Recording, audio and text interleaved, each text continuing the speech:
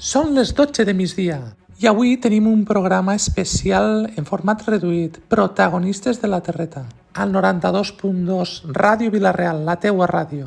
Com sempre, l'actualitat mana, i és que s'ha liat parda al Col·legi Públic Escultor Hortells, on els membres del Consell Escolar per majoria han decidit reduir la jornada a partir del pròxim curs, finalitzant les classes a les 4:30 de la vesprada.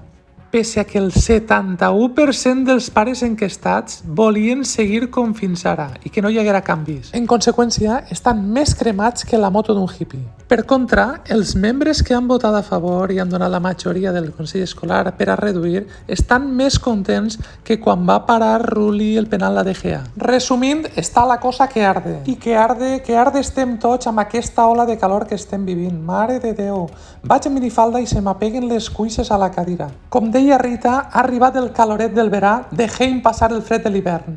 Bon dia! Molta calor, sí senyor. Avui parlarem de refranys que tenen que veure amb l'estiu i amb la calor.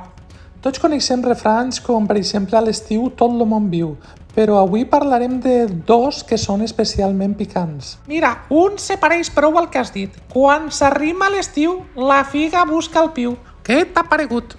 I ahí va l'altre. A l'olor de la tonyina s'escarota l'albergina. A la Batxigadeu, que meravella aquests refranys populars tan nostres de la Terreta, i que important és seguir transmitint-los i que no se perguen. Bé, fins ací hem arribat a protagonistes de la Terreta. Demà més.